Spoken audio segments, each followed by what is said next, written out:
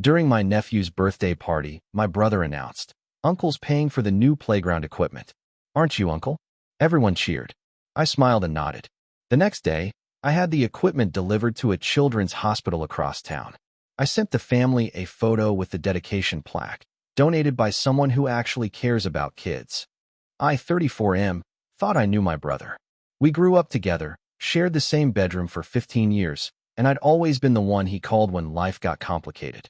But standing in his backyard last Saturday, watching him throw me under the bus in front of 30 relatives, I realized I'd been nothing more than his personal ATM for the past decade. The birthday party was supposed to be simple.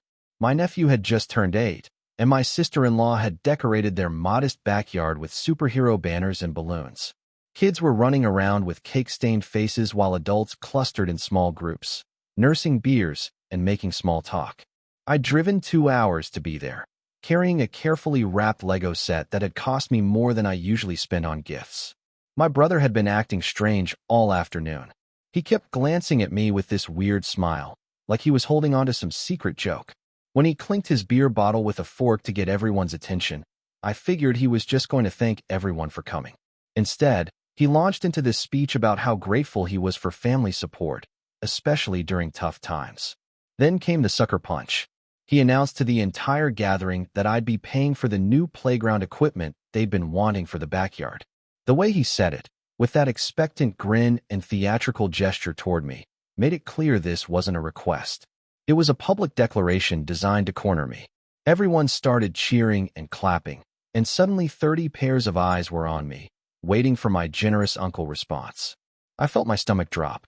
The playground equipment they'd been talking about wasn't some swing set from a big box store. We're talking about a custom wooden fort with slides, climbing walls, and monkey bars. I'd seen the catalog they'd been browsing through earlier, and the price tag started at $15,000. But what could I do? My nephew was beaming at me with those innocent 8-year-old eyes, and my parents were nodding approvingly from their lawn chairs. My sister-in-law was already talking about how amazing it would be and how much the kids would love it. The whole family was treating this like a done deal. So I smiled. I nodded. I played the part of the generous uncle who was thrilled to make this happen. Inside, I was calculating how this would destroy my savings account and wondering how my brother had become so comfortable volunteering my money without even asking. This wasn't the first time, either. Over the years, I'd paid for car repairs when his transmission died, covered their mortgage payment when he was between jobs, and funded their family vacation last summer when they claimed they desperately needed a break. Every time, he'd approach me privately with some sob story about temporary hardship, and I'd cave because family is supposed to help family. But this was different. This was public manipulation, using social pressure and my nephew's birthday to force my hand. As I watched my brother accept congratulations for his brilliant idea, I realized he'd planned this whole thing. He'd probably been telling people about the playground equipment for weeks, building up the excitement so that when he made his announcement, I'd have no choice but to go along with it. The rest of the party passed in a blur. I made appropriate small talk, helped clean up, and hugged my nephew goodbye while promising him that his new playground would be amazing. My brother walked me to my car with this satisfied expression, already talking about timeline and installation dates like we were business partners who'd just closed a deal. During the 2-hour drive home, my anger crystallized into something sharper. I thought about all the times I'd bailed him out, all the promises to pay me back that had never materialized, all the ways he'd taken advantage of my success and generosity. By the time I pulled into my driveway, I knew exactly what I was going to do. Monday morning, I called the playground equipment company. The sales representative was enthusiastic about the project, especially when I mentioned I wanted their premium package with all the upgrades. We talked about safety features, installation timelines, and customization options. When she quoted me the final price of $18,000, I didn't even flinch. Then I gave her a different delivery address. St. Mary's Children's Hospital had been in the news recently for their fundraising campaign to renovate their outdoor therapy area. Kids with cancer, chronic illnesses, and disabilities needed safe spaces to play and recover, but their current playground was outdated and barely functional. It seemed like the perfect place for a donation. I arranged everything through the hospital's development office.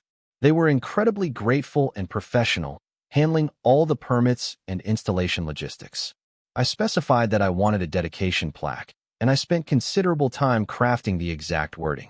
The installation was scheduled for Thursday, just 3 days after my nephew's party. Meanwhile, my brother had been texting me constantly. He wanted to know when I was placing the order, whether I needed their address, if I wanted him to be there for the delivery. I kept my responses vague, telling him I was handling everything and that it would be a surprise. Thursday morning, I drove to the hospital to watch the installation. The playground was even more beautiful than I'd imagined. The wooden fort gleamed in the morning sun, and the slides and climbing features looked like something from a high-end resort. But the best part was watching the kids' faces when they saw it. There was a little girl, maybe 6 years old, who was recovering from surgery. She was still connected to an 4-pole, but her eyes lit up when she saw the new equipment. A boy with a leg brace immediately started planning which parts he wanted to try first. The joy on their faces was worth every penny I'd spent. The dedication plaque was perfect, brushed bronze with elegant lettering that read, "Donated by someone who actually cares about kids." Below that, in smaller text, "In honor of children who face real challenges with courage and grace." I took several photos from different angles, making sure the plaque was clearly visible in each shot. Then I composed a text message to my brother, attaching the best photo. I kept the message simple. The playground equipment has been delivered and installed. I thought you'd want to see how it turned out. His response came within minutes. A string of confused question marks followed by a phone call that I let go to voicemail. Then another call. Then angry texts demanding to know what I'd done and where their playground was. I waited until evening to respond, giving him time to fully process what had happened. When I finally called him back, he was furious. He accused me of stealing from his family, of ruining his son's birthday promise, of being petty and vindictive. He demanded that I order another playground set for their backyard immediately. I let him vent for a while before calmly explaining my perspective. I reminded him that he'd never actually asked me to pay for playground equipment. He'd simply announced to a crowd of people that I was doing it, putting me in an impossible position where refusing would have made me look like a terrible uncle and brother. I told him about all the times I'd helped him financially over the years, money that had never been repaid despite his promises. I explained how tired I was of being treated like a bank account instead of a brother, and how his public manipulation at the party had been the final straw. Most importantly, I told him about the kids at the hospital. I described the little girl with the 4-pole and the boy with the leg brace, and how their faces had looked when they saw the playground. I explained that these children were fighting real battles, facing genuine hardships that made his family's desire for backyard entertainment equipment seem trivial in comparison. He tried to argue that his son deserved nice things too, that family should come first, that I was being unreasonable. But his arguments felt hollow now. Yes, my nephew deserved nice things, but he also had 2 healthy parents, a comfortable home, and every advantage in life. The kids at the hospital were dealing with cancer, chronic illnesses, and disabilities that would affect them for years or even their entire lives. The conversation ended with him hanging up on me, but I felt lighter than I had in years. For the first time in our relationship, I'd set a boundary and stuck to it, even when it was uncomfortable. Update 1. The fallout was swift and predictable. My sister-in-law called the next day, crying about how disappointed my nephew was and how they'd have to explain why Uncle had lied about the playground. My parents got involved, suggesting that I'd been too harsh and that family harmony was more important than making a point. But something interesting happened. My cousin, who'd been at the party, reached out to tell me she thought what I'd done was brilliant. She'd watched my brother manipulate me for years and had always wondered why I put up with it. She said the look on his face when he realized what I'd done was priceless. More surprisingly, my nephew's reaction wasn't what anyone expected. When my brother finally told him what had happened, the kid asked if he could visit the hospital to see the playground.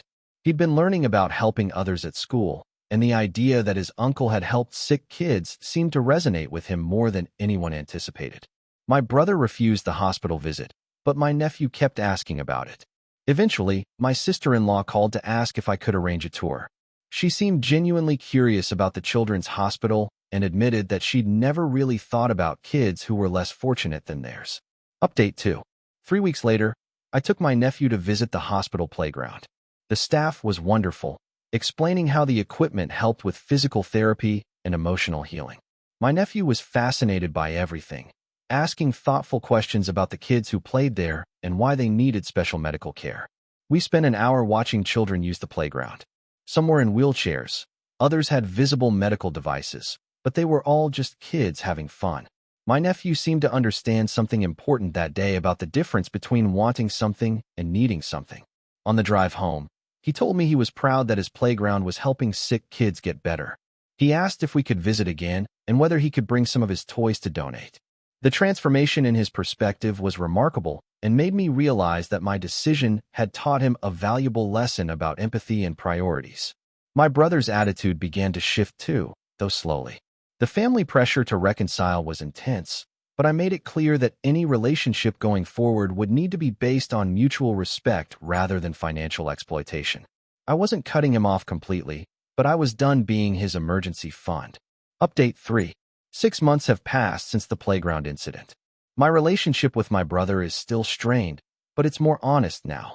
He's had to figure out his financial problems without relying on me, and surprisingly, he's managed just fine. It turns out he was more capable than either of us realized when he couldn't fall back on my wallet. My nephew and I have visited the hospital playground 4 more times.